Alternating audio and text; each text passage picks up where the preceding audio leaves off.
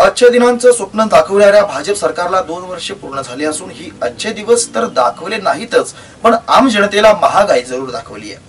शेतकरी आणि विद्यार्थ्यांसाठी कर्जमाफी, फी माफीसाठी केलेलं राजकारण हे सर्व फोल ठरलं आहे।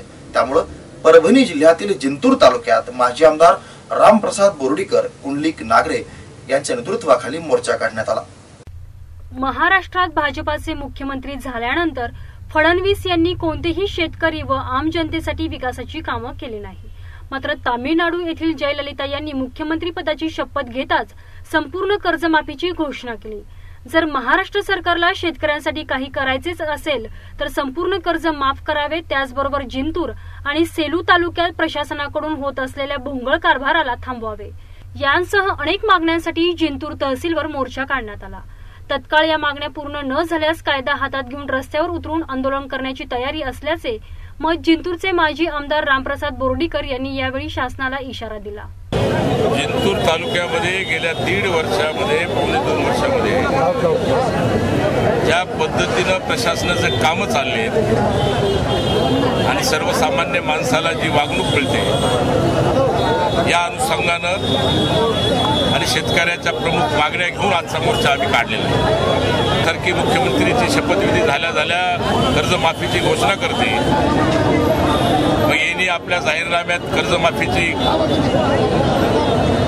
असताना सुद्धा आजपर्यंत कर्जमाफीच्या बाबतीमध्ये विचार करत नाही आणि खऱ्या अर्थानं शेतकऱ्याची अडचण दूर करायची असेल, त्याबद्दल सहानुभूती वाटत असेल तर कर्ज माफ झालं पाहिजे अशा पद्धतीची मागणी सरकारने मान्य केली। कायदा हातात घेण्याची वेळ आली तरी मागं पुढे आम्ही पाहणार नाहीत, हे या निमित्तानं स्पष्ट आहे। सध्या सुरू असलेल्या आम जनतेचे बेहालीचे जिम्मेदार हे सरकारच आहे। आजच्या घडीला जनतेला मदत करण्याची क्षमता सरकारमध्ये असून ते जाणून बुजून आपली पाठ का फिरवत आहे, म्हणून झोपीचे सोंग घेतलेल्या सरकारला जागी करण्यासाठी या मोर्चाचे आयोजन करण्यात आले आहे, असे मत माजी आमदार कुंडलिकराव नागरे यांनी व्यक्त केले। शेतकऱ्याच्या परिस्थितीला आजपर्यंतच्या सरकारचं शेतकऱ्याकडे उद्योगाचा दर्जा म्हणून पाहिलेला नाही आणि म्हणून आज ग्रामीण भागातील जनता स्थलांतर शहराकडे, खरं वास्तविक पाहता स्थलांतर होण्याचं कारण नाही, परंतु शेतकऱ्यांना उद्योगाप्रमाणे कर्ज दिलं पाहिजे आणि कर्ज देण्याची देशाची क्षमता आहे, परंतु माहीत नाही की शेतकऱ्यांना कर्ज का देत नाही।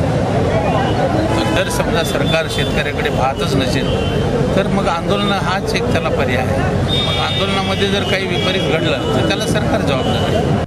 पुणे मेट्रोसाठी प्रतिनिधी बालाजी कांबळे, जीवन न्यूज, महानगराची लाईफलाईन, परभणी।